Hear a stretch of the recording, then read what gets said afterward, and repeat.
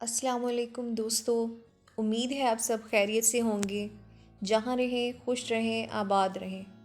آج ہم ایک چھوٹا سا افسانہ پڑھیں گے جس کا نام ہے بدلتے معیار، اور اسے لکھا ہے حمیرہ شفیع نے۔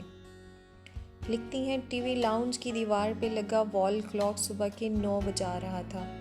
خدا خدا کر کے اسکول، کالج اور دفتر جانے والے سدھارے تھے، اور ان کو رخصت کرنے کے بعد تھکی ہاری سی رانیہ کاؤچ پہ نیم دراز چائے کی چسکیاں لیتے ہوئے گرد و پیش کا جائزہ لے رہی تھی۔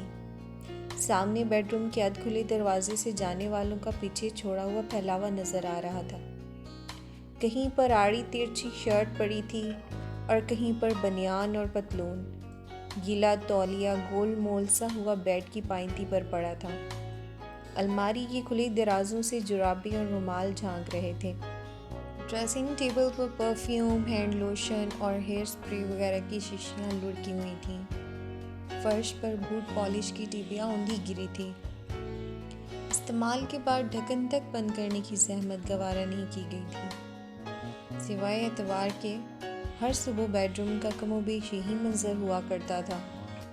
وہ الگ صبح اٹھ کر ان کو بھیجنے کی تیاریوں میں جٹ جاتی تھی۔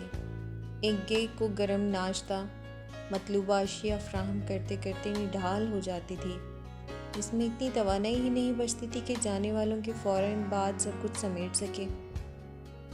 انہیں کا بچہ کچھ ناشتہ کرنے اور کچھ دیر سستانے کے بعد وہ بکھرے کام سمیٹتی تھی۔ اتنے میں صفائی والی آ جاتی تھی۔ اس کے بھی عجیب نخرے تھے۔ ایک بیڈ شیٹ تک جھاڑ کر بچھانا ناگوار گزرتی تھی۔ صاف کہہ دیتی تھی، باجی برا نہ ماننا، میں صرف جھاڑو پھیر کر پوچھا لگاؤں گی، میرے آنے سے پہلے سب کچھ سمیٹ کر رکھا کرو، میرے پاس اتنا ٹائم نہیں ہوتا، میں نے دوسرے گھروں میں بھی جانا ہوتا ہے۔ اس لیے آج بھی اس نے تھوڑی دیر کمر سیدھی کی، بکھری چیزوں کو ٹکانے لگا رہی تھی کہ بیل بجی۔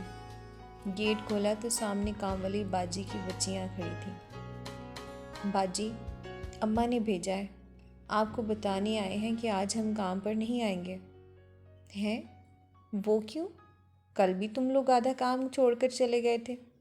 اس کا موڈ ایک دم خراب ہوا۔ وہ باجی، ہمارے بھائی کے سالے کی شادی ہو رہی ہے، کل ہم نے مہندی پر جانا تھا، آج بارات ہے۔